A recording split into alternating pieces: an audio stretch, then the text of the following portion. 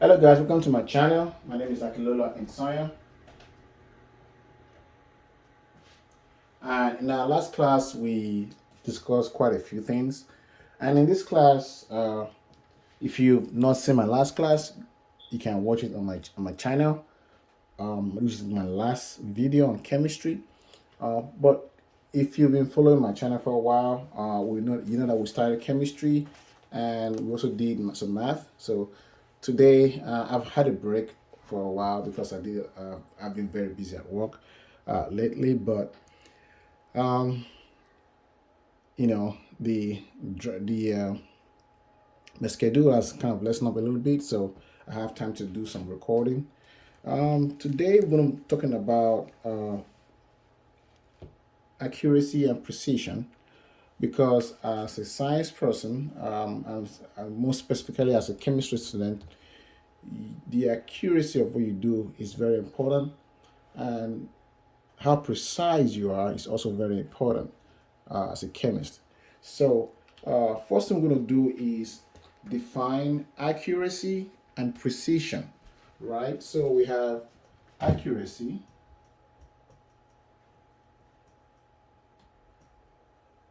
and precision. You're going to see this a lot even as you move up in your education. Accuracy and precision is going to come up quite often. So how do you define accuracy? How do you define accuracy? Accuracy is defined as a set of measurements, or how well a set of measurements agree with a true value or accepted provided value. So accuracy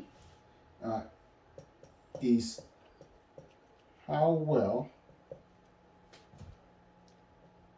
set of measurement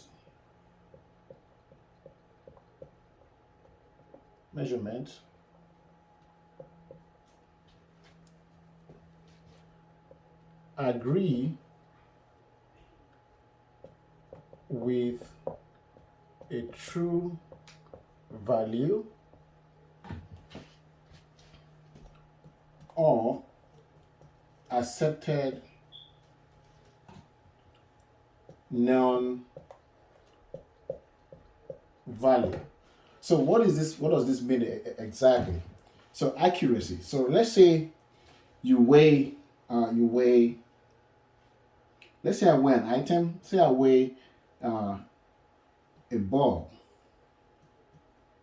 and that ball, the mass of that ball is 5 kilograms. Just an example.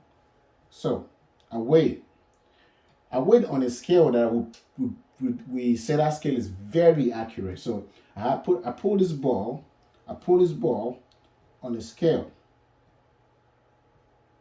and that scale displays the mass as 5 kilograms. This scale is pretty accurate. That's how I thought. So we take this ball and also weigh it on other scales. We bought 3 more scales.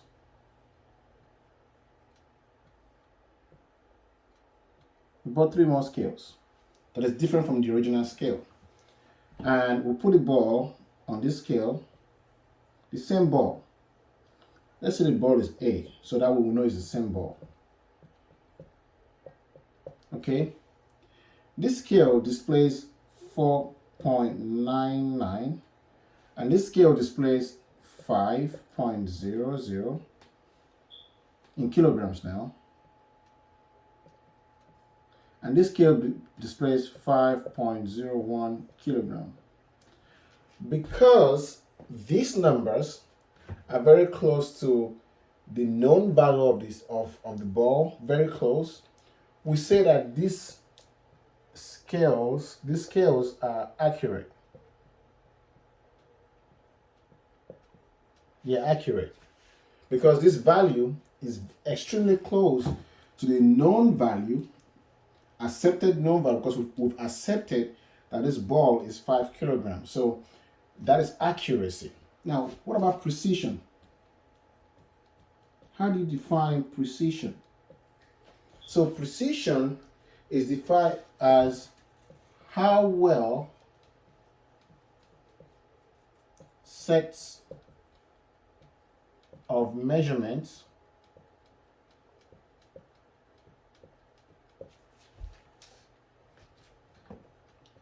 agree with each other. Okay, so that is precision. So in accuracy, we're comparing the value to a known value. In precision, we'll compare the measured value amongst the various values that are measured. So we'll compare this one to this one to this. Okay, we're not comparing it to a known value in precision. We're really comparing it to themselves.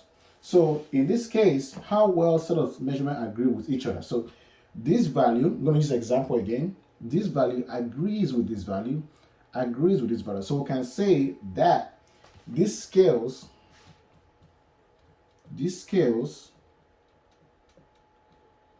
are accurate and precise. So that means they have high accuracy and they have high precision. So, is it possible for you to have high accuracy and low precision? Or is it possible for you to have low accuracy and high precision? Or is it possible to have low accuracy and low precision? So it's definitely possible. So we're going to do an example of those scenario where you have high precision and high accuracy. This is one of them, high precision and high accuracy. So we're going to do another one that is high precision but low accuracy. So let's do that. High precision with low accuracy, because it can happen. So let me take this off and let's do low accuracy and high precision. I'm going to take the same example as we did before, which is the ball. So this ball A, we know is 5 kilograms, okay? That's our weight. Let's say we take it and we measure it on 3 different scales. So we have scale 1, scale 2, and we have scale 3. So now we're talking about, right now we're talking about high precision and low accuracy, okay? That's what we're looking at right now. High precision, low accuracy. So you take the same ball and you put it on this scale number 1. I'm going to call it 1, scale number 2, and scale number 3. When you put the ball there, you had it at 3 kilograms. That's what it says. Then you put the same ball on this one, okay? And it also give you, let's say, 2.99 kilograms. You put the same ball here and it gave you 3.01 kilograms. So you have 3 different scales that gave you this value. Now this value is very different from what we know it is. So we will say what this means, and I'm going to say is it has low accuracy. The accuracy is very low because it's not accurate. The true value is 5 kilograms, but it's showing us within the 3 kilograms range, okay? But if you look closely, you will see that these numbers, they so much look alike. They are, according to our previous definition of precision, these measurements agree with each other. So you will say that these particular scales have high precision.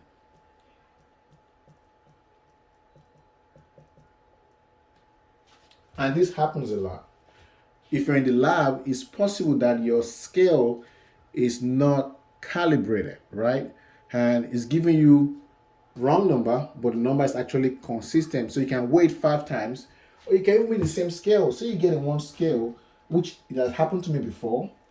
I got a scale, and I put something on, I put a cup on the scale. Now, when I put some water in there, it was 1 liter. So I put water to fill that 1 liter. So I was expecting it to be 1 kilogram mass. But when I put that water on that scale, it was measuring, and this is what I got. I got 0.6 kilogram. I said, this is not right. So I measured again, and it gave me 0.59 kilogram. And then it gave me another 0.61 kilogram. These numbers are very, very close to themselves. The average of them is probably 0.6 kilogram, probably. But this number is very precise. But is it accurate? No, it's not accurate, because what it should be is 1.0 kilogram. So that is how you can have low accuracy, but you can also have high precision. So in this case, what I did when it happened to me was I now calibrated the scale. That's why it's very important to always calibrate the scale. And the way you do that is to have a known mass of an item that you know, of a substance. You place it on the scale, and then see what it gives you. If it gives you a bad reading, whatever it is, then you know it's time for you to send it off for calibration. So this is an example of high precision and low accuracy. Let's do another example of low precision and low accuracy. So, low precision and low accuracy. Let's do that. Low precision and low accuracy. How do you get that? So we know it's 5 kilograms. We know our ball weighs 5 kilograms exact. You put it on a scale. Let's choose one scale this time around. One scale. And then you put the ball on top of the scale, and the ball weighs 3 kilograms. That's reading number 1. You do the reading the second time, the same scale, and you put the ball on the scale, and then it gives you 7 kilograms. Look at that jump. And then you say, and you put it on the scale the third time. And then when you put the ball on the third time, it gives you 1 kilogram. In this case, these numbers do not agree with themselves. So you can say here there is low precision.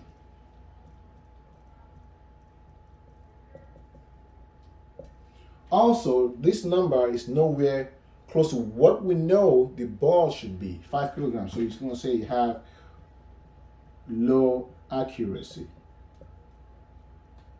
So this is a bad situation, low precision, low accuracy. Another example I can use is, say you have a target. This is your target. This is the bullseye on the target. And you shoot an arrow, and your arrow hits this right here all the time. Your arrow went this way. That is high precision, high accuracy. Okay? But what if in some situation you also have your bullseye here, okay? And then you shot your arrows, and your arrows went here, okay? All of them get out here. It's not accurate, because we know this is what the bullseye should be. It's not accurate, but it's precise. It's precise because your arrows hit the same place, very close to themselves. It's precise, so you have high precision, low accuracy. But let's say you give the same bow and arrow to somebody else, and you say shoot, and the person shot the arrow and bow, right? And one arrow went here, another arrow went here, another arrow went here, another arrow came here. So you say this is low precision and then low accuracy. Okay? So that is how you know the difference between accuracy and precision. Okay? And that's something that most people have trouble identifying in chemistry. What is the difference between accuracy and what's the difference between precision, and how do you calculate accuracy, or how do you know something is accurate and precise, or precise, not accurate? So also here, there's something we call bias. Bias. So let me take this off. Bias.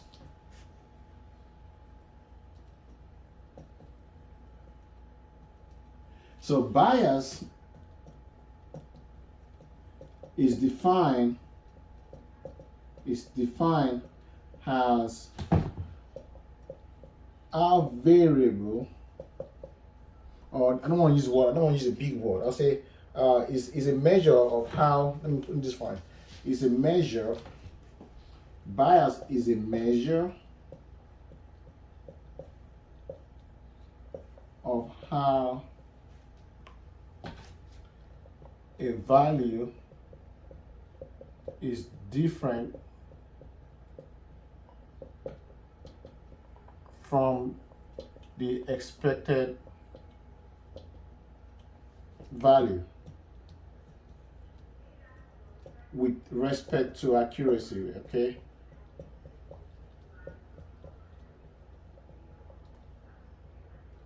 Accuracy. So that is bias. So for example, let's say we're going to go to example again, our ball. Example, our ball is 5 kilogram ball, okay? 5 kilogram ball. Then you weigh the ball. When you weigh the ball, weighted ball on a scale give you 3 kilograms, okay? So what is your bias here? Your bias in this case, you want your bias to be 0. That's ideal bias, okay? Your bias in this case is not 0.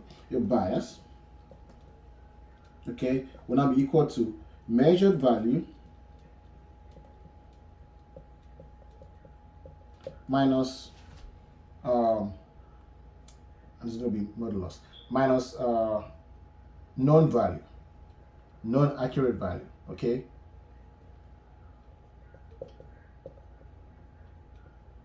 So in this case, your bias here is going to, your measured value is 3, your non-accurate value is 5, okay? And that gives you a bias of 2. Why is it not minus 2? Because you have this right here. When you have this right here, that means don't consider the operator, minus or positive. So your bias here is 2. If your measured value was say 8, your bias is going to be 3, okay? If it was 8. So but if you have a very accurate scale or whatever you use to measure that substance, let's say you measure it and you have 5, and that means your bias is going to be 0. Scientists are looking for a way to make sure that your bias for anything you measure is 0, because you want to be very true to the ideal number as much as possible. The problem is, as scientists, we don't usually know what the ideal number is when carrying out experiment. When carrying out something, we don't really know what the ideal value is. So we usually go with numbers that are precise. Okay. So that is different between accuracy and precision, and then also we just discussed bias. You won't see bias so much until when you go further into, say, statistics. But that is that about that. The next thing we're going to talk about is in our next class, we're going to talk about conversion. How do you convert in chemistry or in science? Because a lot of the numbers you work with, you're going to have to convert, because you don't usually have these numbers in the right units. So you have to convert them. If this is your first time on this channel, please don't forget to like, subscribe, share with your friends so they can also learn chemistry. Thank you for watching my video, and see you in the next video.